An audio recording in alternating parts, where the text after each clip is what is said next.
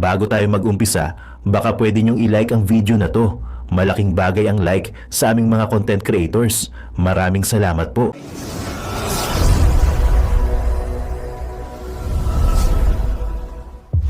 Balag watay 20 na bukas.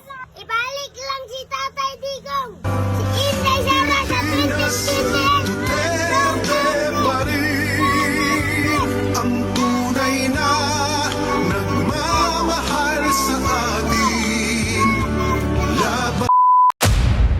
Yung deferment of arrest warrant ay isa sa mga bagay na hiningi namin sa korte, no, na wag muna siya mag-issue habang dinidinig pa itong usapang ito nga tungkol sa jurisdiction.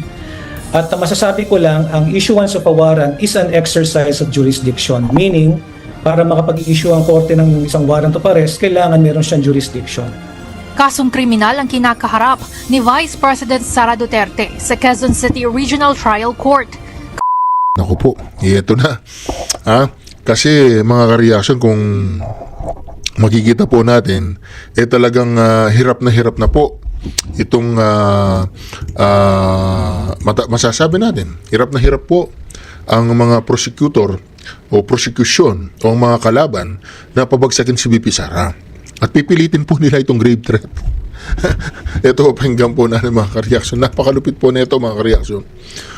Ikukulong po nila si VP Sara at makakasama niya si Senador Rodante Marcoleta sa kulungan. Not exactly kasama niya si Rodante Marcoleta sa kulungan, di ba? Pero ibang klase po talaga itong si Bangag, mga reaction. Ibang klase. Yung deferment of arrest warrant ay isa sa mga bagay na hiningi namin sa korte, no, na wag muna siya mag-issue habang dinidinig pa itong usapang ito nga tungkol sa jurisdiction. At masasabi ko lang, ang issuance of a warrant is an exercise of jurisdiction, meaning para makapag-issue ang korte ng isang warrant of arrest, kailangan meron siyang jurisdiction. Kasong kriminal ang kinakaharap ni Vice President Sara Duterte sa Quezon City Regional Trial Court. Kaugnay ng 3 counts of grave threats na isinampa laban sa kanya ng Department of Justice.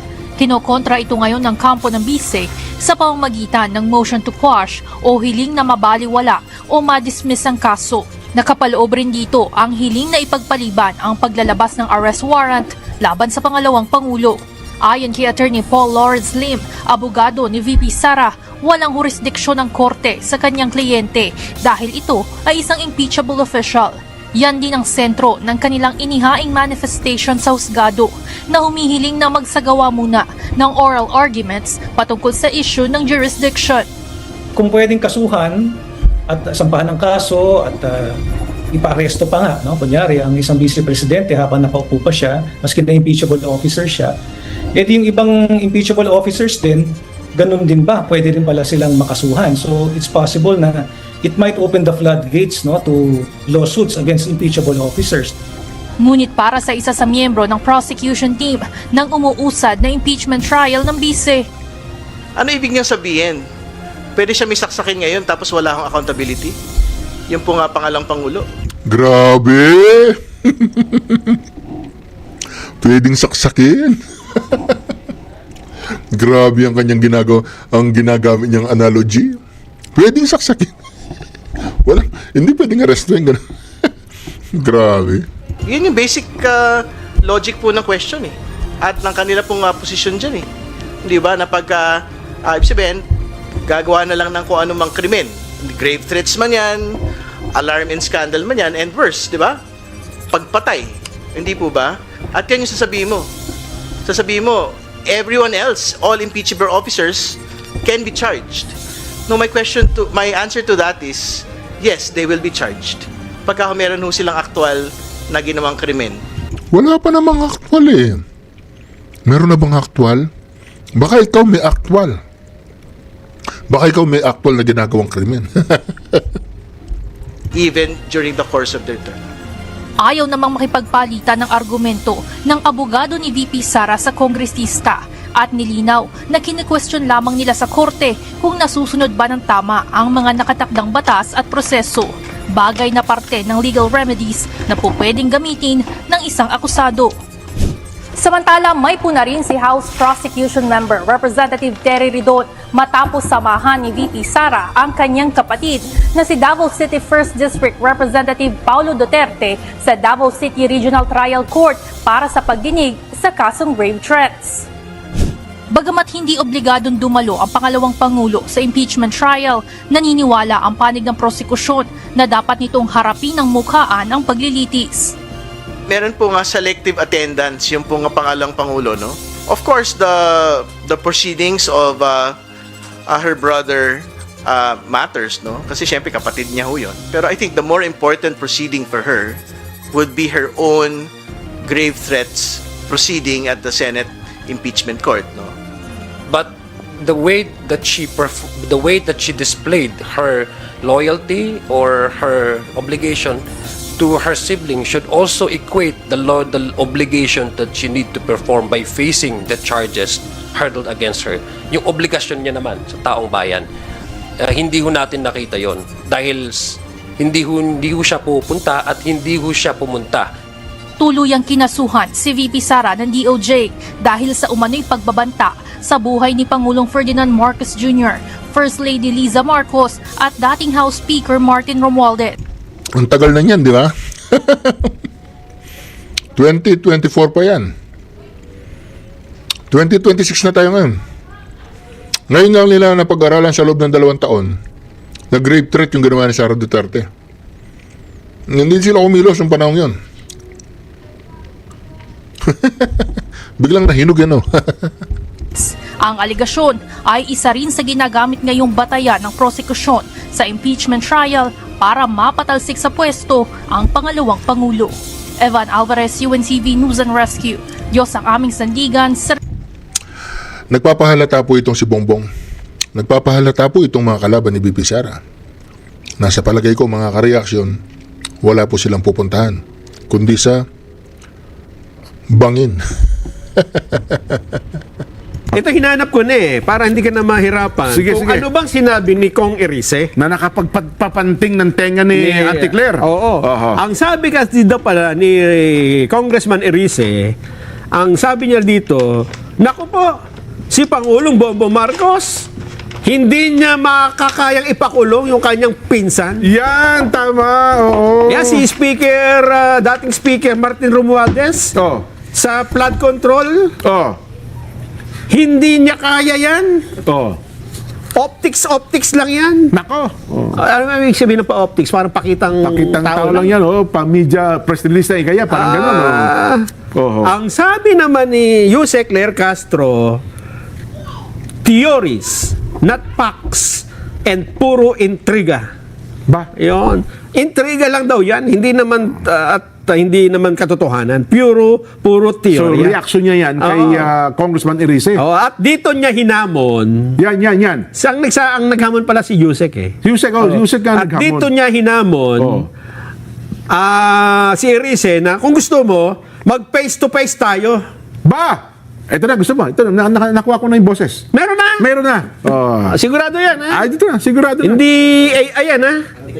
Si Auntie Claire, Hindi AI, baka AI yan. Hindi, kasi nga, naggalit siya. Ano sabi mong optics? Anong hindi pa kukulong si speaker, si Hindi daw, pinsan? sabi ni Erice, yan, ipapakulong niya yung pinsan niya.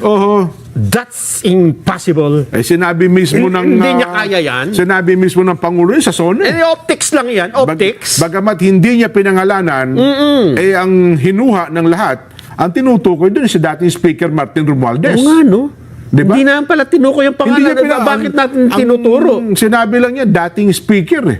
Dating Speaker, maaaring si ano yan, si Ramon Mitra. Napakatagal na. Jose de JDB.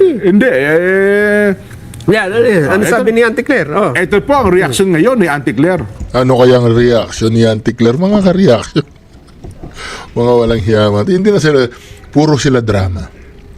Wala po silang ginagawa sa ating bayan. Wala po silang ginagawang matino. Mantakin mo si Bongbong Marcos, mga ka-reaction. Ang kanyang sinisisi ay ang mga basura. Ante! Nagtataka nga ako kung bakit pa na ini-interview itong si Congressman Erice. Dahil ang kanya mga sinasabi ay lagi may parang I don't think, lahat ay puro sa galing lang sa kanyang isipan pero walang basihan. Walang facts. Puro theory. Alam niyo po, sa gobyerno, hindi tayo dapat nabubuhay lagi sa theory. Hindi tayo dapat lagi nabubuhay sa paninira. Nakita ko nga po ang kumbaga yung script ng kanyang pinakahuling interview dito sa One News PH. Kaya tama naman po yung binanggit nyo, Ma'am Julie, no? Bago dyan, meron siyang binanggit patungkol dito na hindi lang flood control projects ang problema, kundi pati yung pagkolekta ng basura. Ang sabi niya dito ay meron siyang alam tungkol sa mga local government na ang tawag ay collect all. Kung saan pinaparatangan niya yung mga opisyal ng local government ay corrupt. So kung siya may alam naman dito at isa siya sa public servant at siya ay isa sa maingay na nagtutuligsa, gumawa na ba siya ng aksyon patungkol dito sa mga di umano mga local government units na nagkakaroon ng korupsyon patungkol sa pangongolekta ng basura? Pakitanong niyo po sa kanya yan. Pangalawa, ang sinabi niya dito, again, sabi niya, kasi I don't think that the president can afford to jail former Speaker Martin Romualdez. So ito ay iniisip niya lang. Nakausap niya ba yung Pangulo ng diretso para malaman niya kung anong damdamin ng Pangulo patungkol dito sa mga tao na nasasangkot sa flood control mess? Kasi kung hindi niya nakausap ang Pangulo at hindi niya alam ang damdamin ng Pangulo, huwag siyang magsalita. Huwag siyang magsalita na parang may alam siya sa sinasabi ng Pangulo. Wala siyang karapatang maging spokesperson ng Pangulo. Unless papalitan niya ako dito.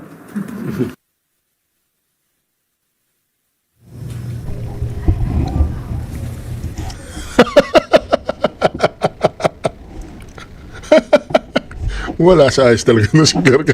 Hoy, Glenn, yung tiluling mo, parang yata lumalala na. Ayun, pero wala yung hamon eh. Wala, Hinihintay ko yung hamon naputol. Siguro karugtong karugtong. Kasi nga, parang, unless papalitan niya ako rito.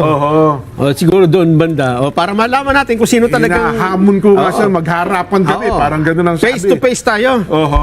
At sa mukha niya, para sasabihin ko ang mga ganito, ganyan. Yun Yun pala ang- yun. Mabigat. Oo.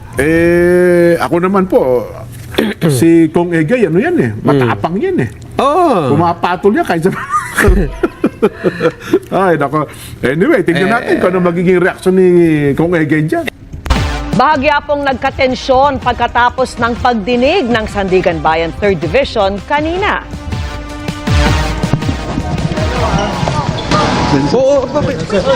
Ba't mo ako tinutulak? Hindi ako tinutulak. Hindi, sir. Sasaktan mo eh. Hindi, sir. Nakita ko eh.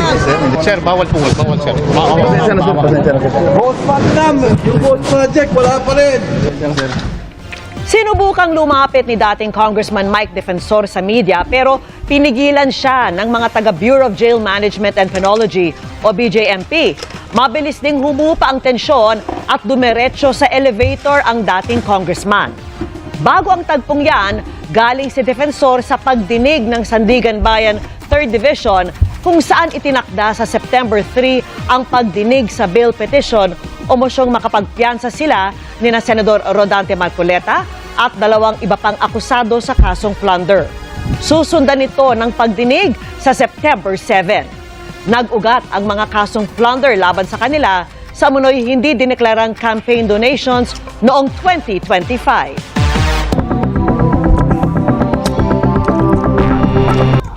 Grabe po, yung mga pulis ang tatapang Para magsalita lang si Mike Defensor, talagang grabe. Ito hinanap ko na para hindi ka... Grabe. Yung deferment Inihayag ngayon ni Pangulong Bongbong Marcos na tiyak na may i-endorso siyang kandidato sa pagkapangulo para sa election 2028 na tatapat. Naku, sino kaya yan? Baka si si Lugaw Sa nagdeklara ng si Vice President Sara Duterte. May napili na kaya siya? Nakatutok si Ivan Mayrina. Ngayong wala ng 2 taong natitira sa kanyang termino, tinanong si Pangulong Bongbong Marcos tungkol sa 2028 presidential elections nang humarap siya sa grupo ng foreign journalists. Mag-i-endorso ba siya ng makakalaban ni Vice President Sara Duterte na nagdeklara ng tatakbo?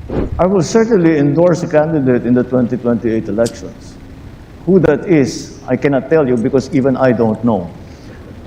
So, maaga pa eh. It's a little early for that, and we don't know. We only have, so far, we have only one person who has thrown their hat in the ring.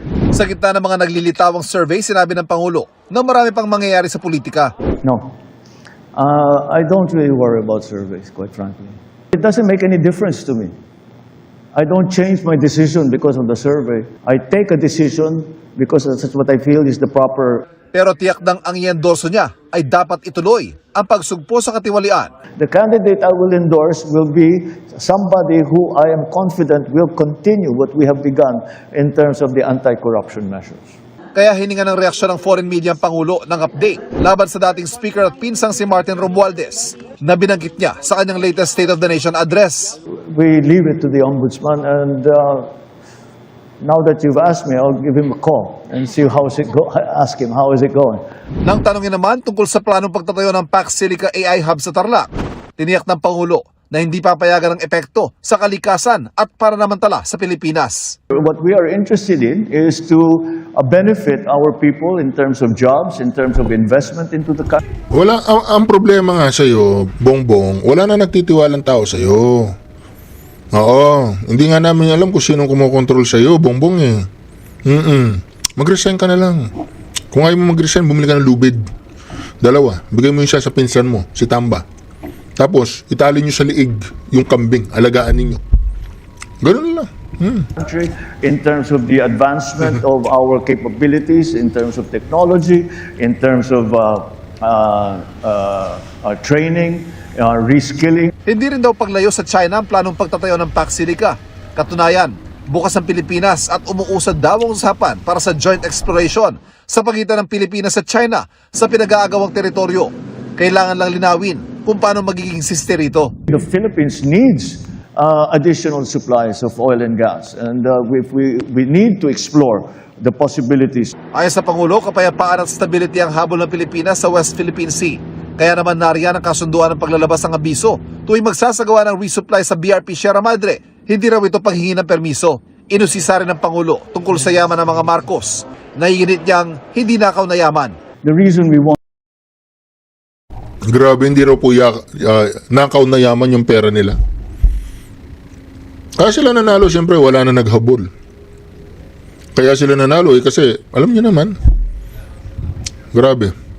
Pinunyag ni dating Congressman Mike Defensor na 2 beses nang ni-raid ng Bureau of Jail Management and Penology o BJMP ang kanilang detention cells sa New Quezon City Jail. Nako, gusto yatang taniman itong si Mike Defensor. Ano kayang plano sa kanya, no?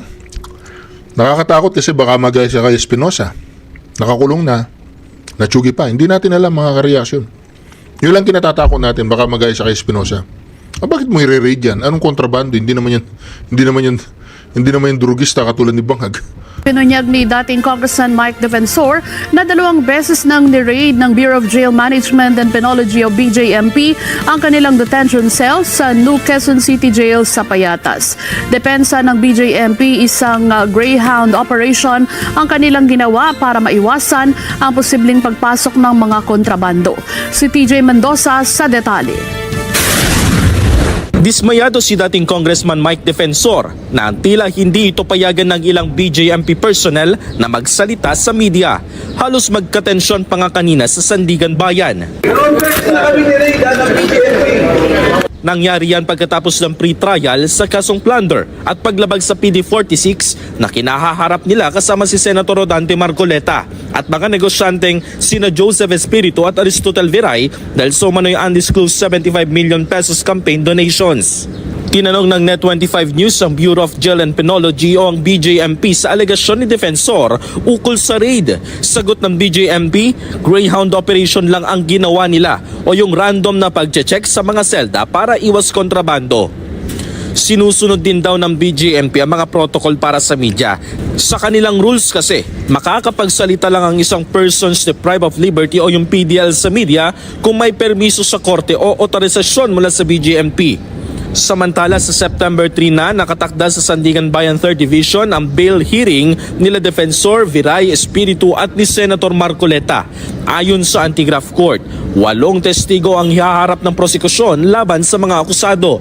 Sa Lunes, August 17 naman isusumit na ng prosekusyon ang lista ng kanilang testigo maging ang schedule ng kanilang pagharap sa Sandigan Bayan. TJ Mendoza para sa mata ng Agila. Matatag, matapang, matapa. Grabe mga ka-reaction ha. Ay, nakakaya na po talaga itong Pilipinas. Sa ayaw at sa gusto ng mga pinklawan, mga dilawan at mga kakaalyado ni Pangulong Marcos, mukhang destined si Vice President Inday Sara na maging susunod na Pangulo ng ating bansa. At harinawa ay gawin niya ang mga kailangan gawin para ma-reforma ng todo-todo itong ating bansa. Magkaroon ng reset.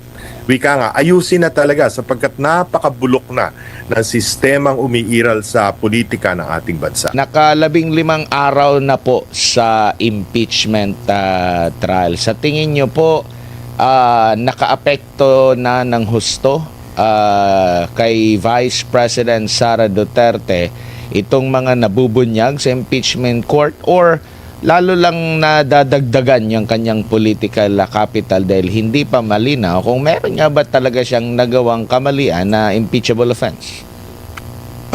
Unang-una, Admar, pinasuri ko sa mga wika nga parang fact checkers, no? At lumalabas na paunti ng paunti ang nakikinig doon sa live transmission ng impeachment trial sa Senado, no? Para bang ang mga tao ay either hindi nabobore o hindi natutuwa doon sa mga balitaktakan na masyadong legal, masyadong technical, o di kaya ay dahil nga sa hirap ng buhay, imbis na manood ng impeachment trial, kung paano na lang sila kakahig para makatuka miski na kaunti. No, yun ang tingin kong unang observation dyan sa impeachment trial. Pangalawa, it may be too early for us to determine, no, kung talagang naapektuhan ang public approval rating ni Vice President Inday Sara nitong nangyayaring impeachment trial, no?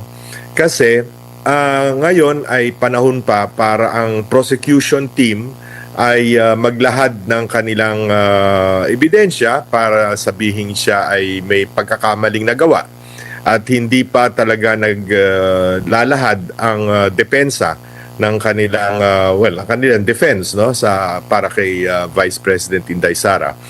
At nakikita naman natin na so far nasasagot na mabuti ng mga batang abogado ni Vice President Inday Sara yung mga paratang na ginagawa ng prosecution panel at ng kanilang mga witnesses, no, na kuminsan ay halatang-halata na either coached, kung basta pinag-aralang mabuti kung ano sasabihin, pero nahuhuli naman na either nagsisinungaling o di kaya ay hindi naiintindihan.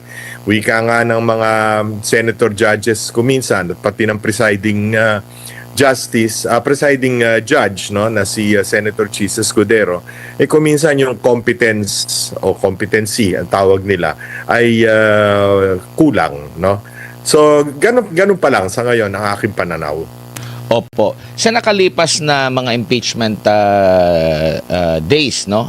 Trial days, mas naging malinaw ba na pamumulitika lang ang nangyayari? Kasi halimbawa, noong panahon na talagang pinuputakti ng kritisismo ang pangalawang Pangulo dahil daw sa kesyo paggamit ng mga fictitious na mga pangalan, mali daw ang paggastos, hindi raw tama, meron daw ginamit na pondo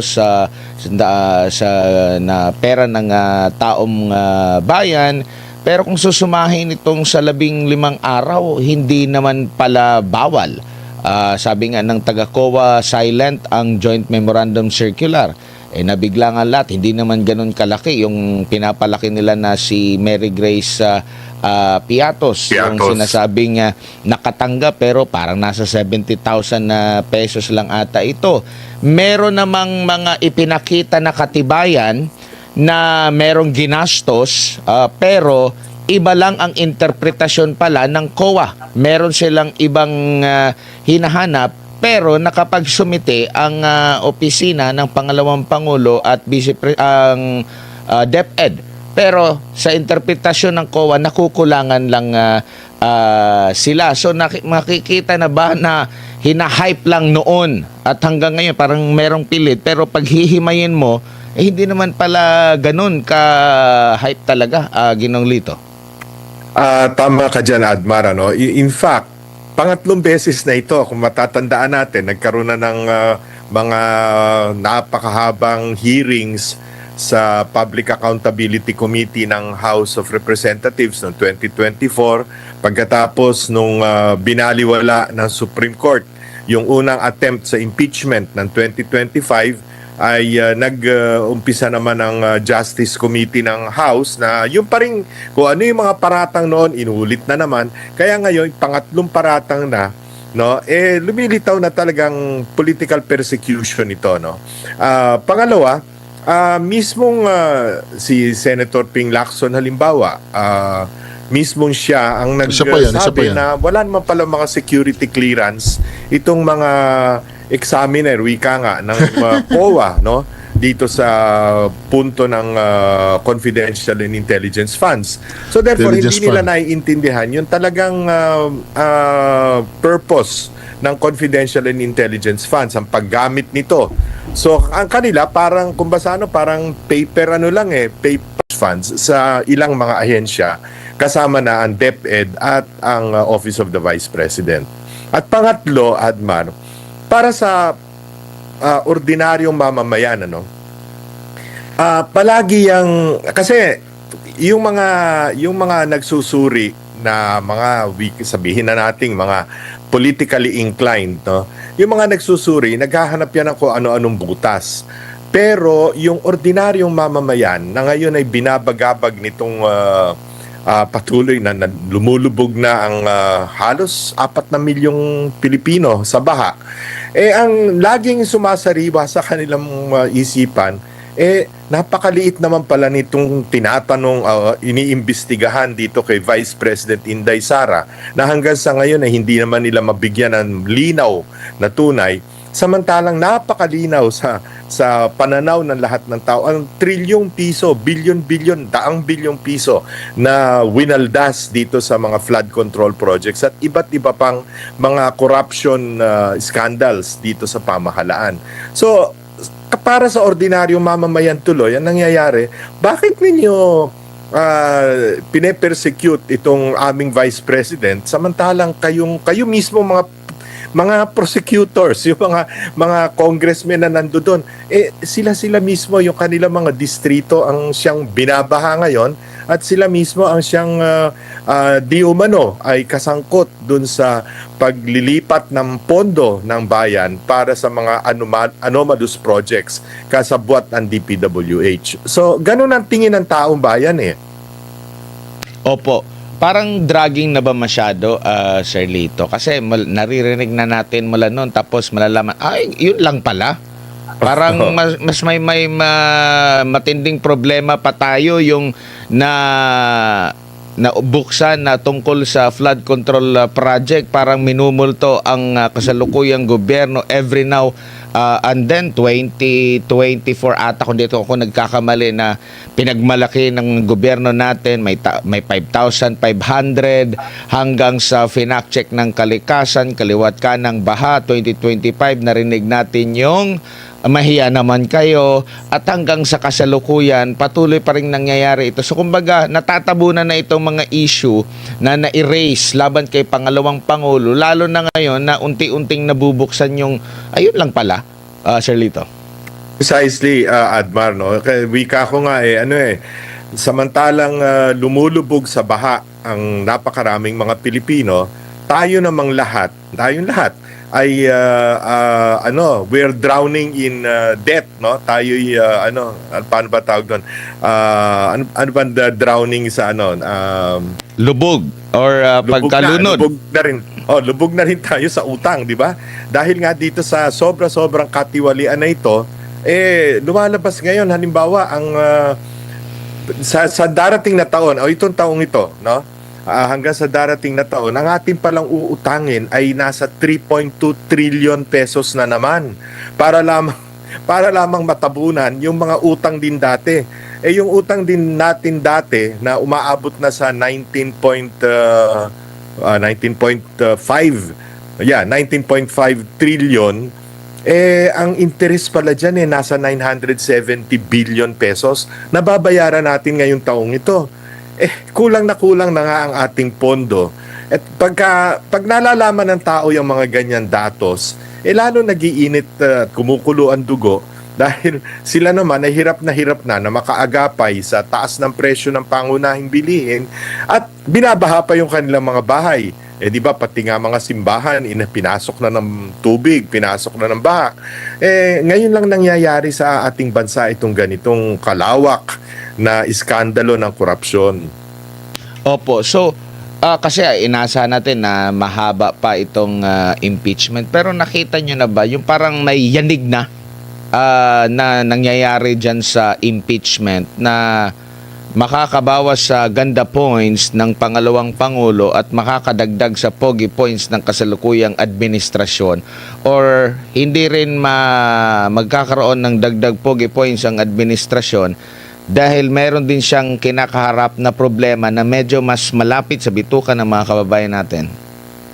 Tama yan, Admar. At kung tutuusin mo, itong mga sumalanta sa atin at nagdulot ng mga malalalim na baha, habagat pa lang ito. Wala pang tumatama sa ating bagyong malakas.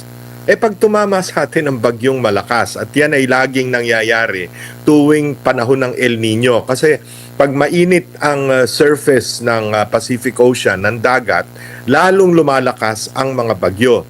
Pasalamat nga tayo at lumilihis sa atin at pumupunta sa Japan o sa China.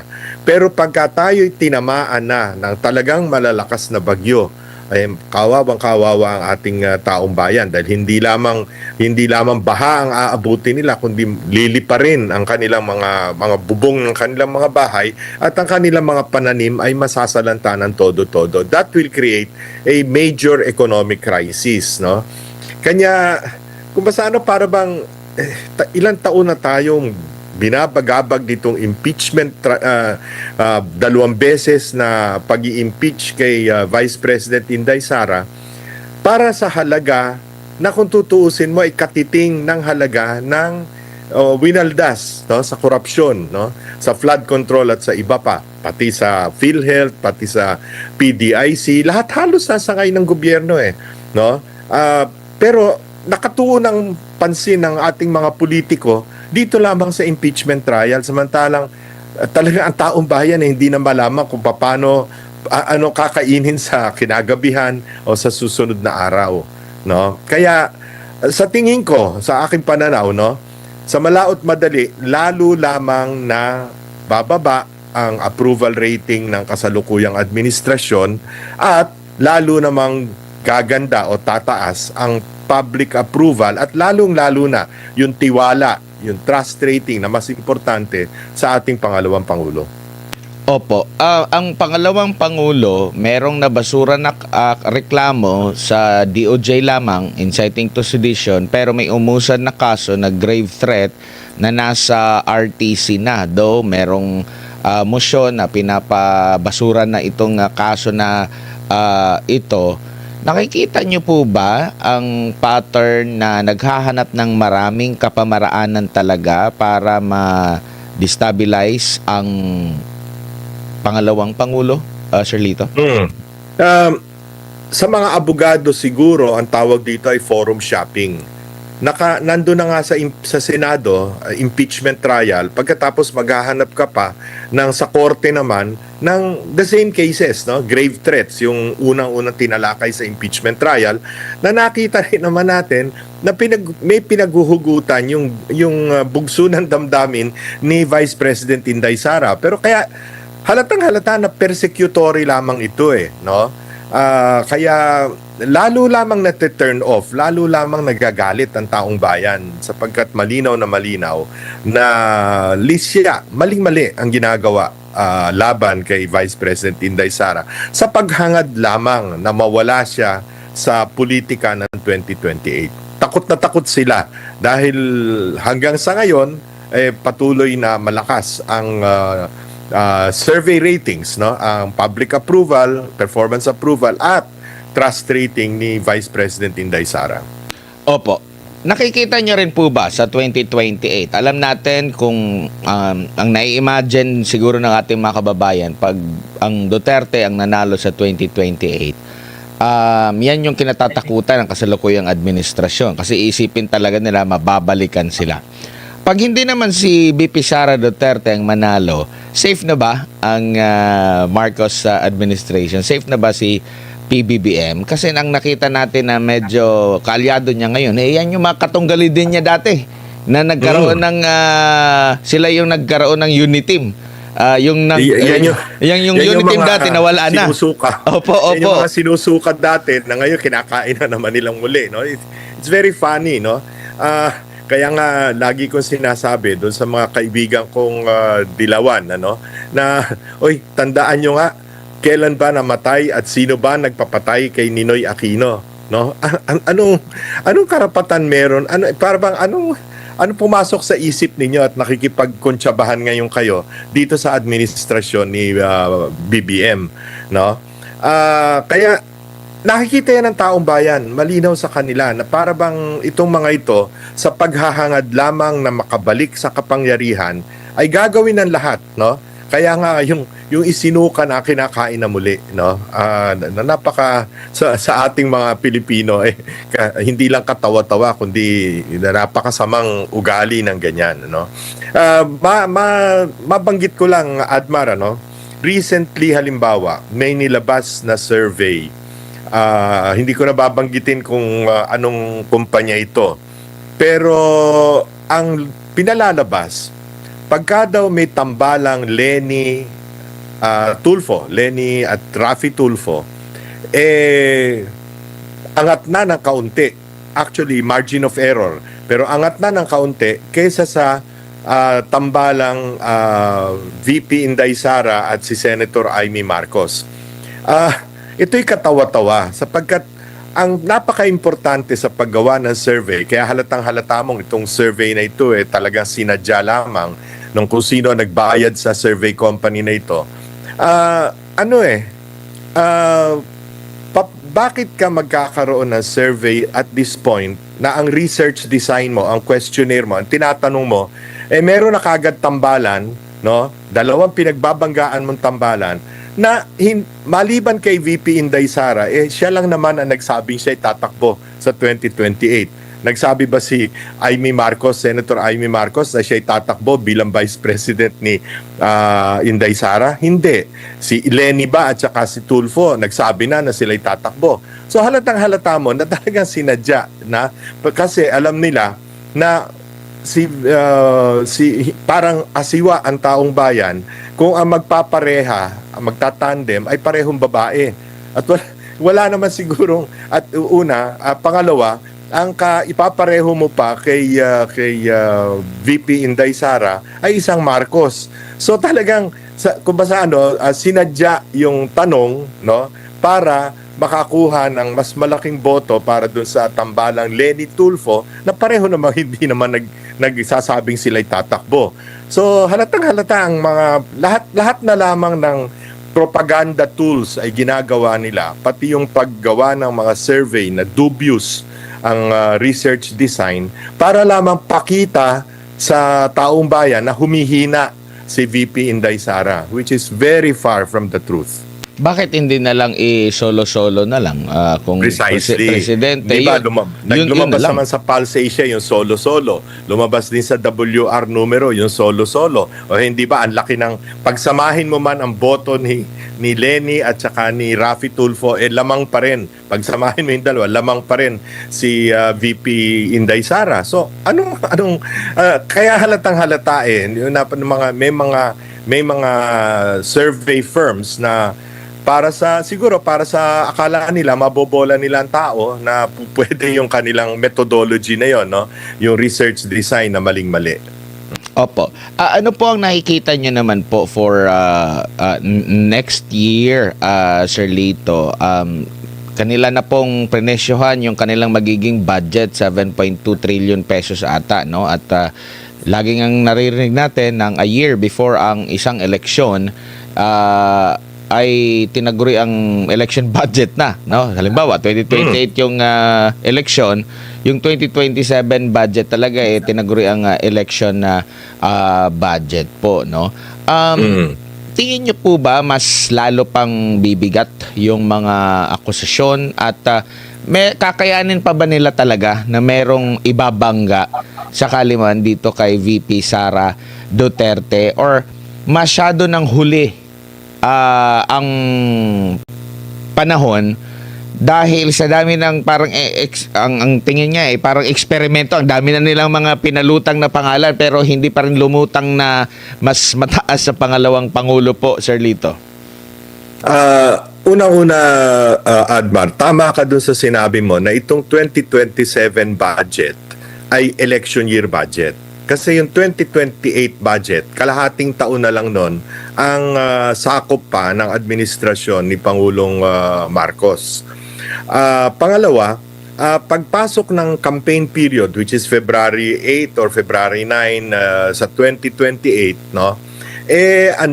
Hindi ka na pwedeng gumasta ng pondo ng gobyerno para sa mga proyekto, no? Meron na tayong public works ban at that time, no? So talagang ang napakahalagang budget ay itong 2027 budget.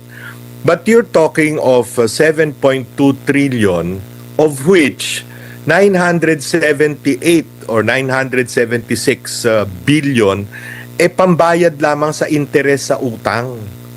At para matustusan ang sweldo ng mga empleyado ng gobyerno, matustusan ang yung mga ibang proyekto ng pamahalaan, at magbayad pa sa principal ng utang, halos wala namang matitira na rito. Kaya dapat ito, bantayan natin ng husto. Itong budget na ito, na gagawin, dadaan na naman sa Kongreso.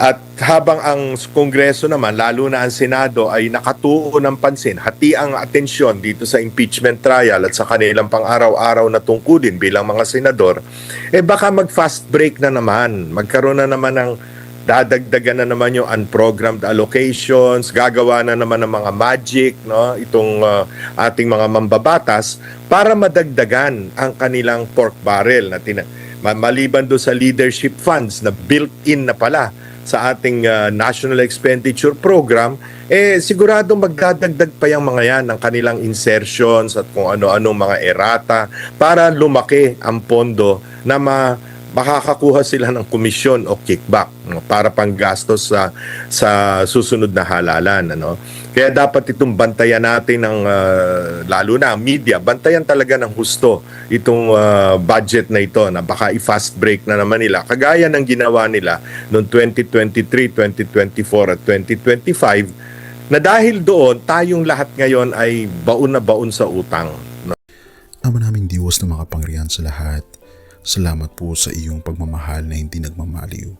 Sa gitna ng kaguluhan sa aming bansa, turuan niyo po kaming magtiwala sa iyong hustisya at hindi sa hustisya ng tao.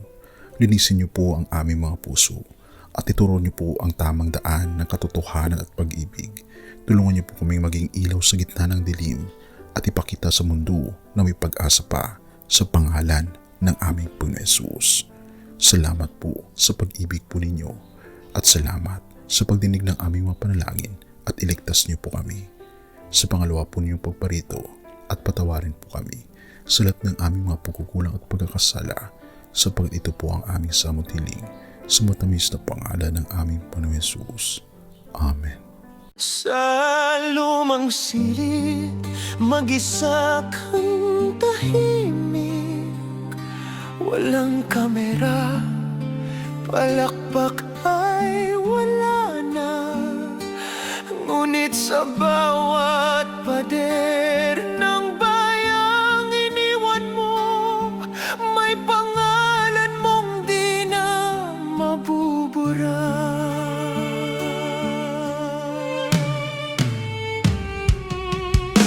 Minsan kang naging balikat ng mahihina, kalaban ng takot, kakampi ng masa. Di mo man laging nasabi ang tama, pinili mong ipaglaban ang madla. Hindi ka sakdal gaya naming lahat, pero tumindi ka nang walang pag-atras. At ngayong pagod ka na, tatay, kami naman ang sasalo ng bawat bigat.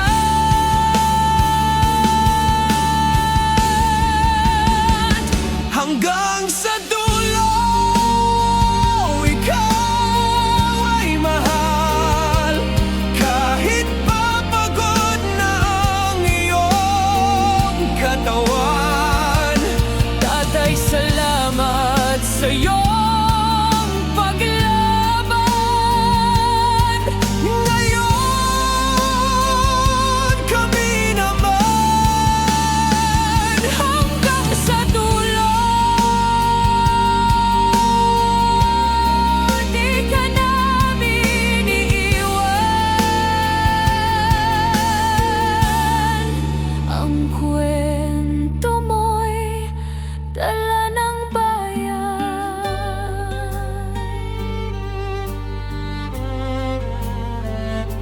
Tahimik ka na sa mga batikos, wala nang tugon, wala nang galit, pero sa mata ng mga maralita, naroon pa rin ang tapat mong alaala. Marami mang di nakaintindi, marami pa rin ang di nakakalimot. At ngayong wala ka ng kapangyarihan, tatay, Ang magtatanggol sa'yo ay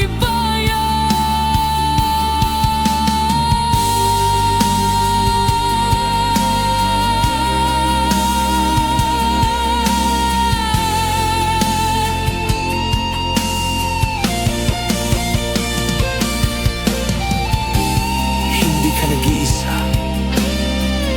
Kahit ngayon,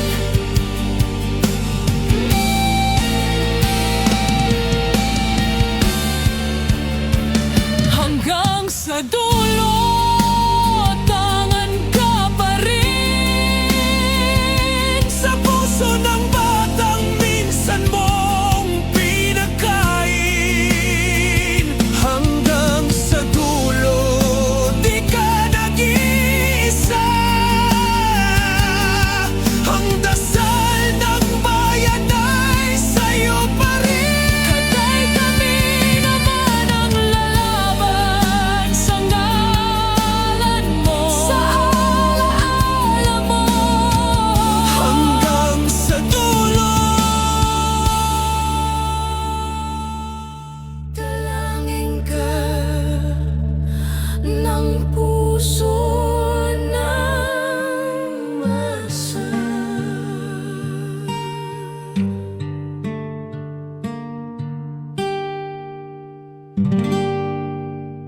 At yun na nga mga kababayan, ano na ang masasabi mo? Kung mayroon kayong hinaing at komento patungkol sa balitang ito, please comment down below. Pag-uusapan natin yan sa comment section. At kung nagustuhan nyo ang video, ay huwag kalimutang mag-like at i-share na din para mas marami pang makaalam at umabot ito sa marami sa ating mga kababayan. Maraming salamat po. Mabuti pa ang sardinas, may label. Tayo, wala. Nay, ito na yung bayad ko sa isa, ano? O, kunin mo yung isa. Isa muna, iyan, no? Tapos, isa pa, di ba? 4 dapat na sardinas, eh. Yan. 3 na. Pang-4 na sardinas. Okay na.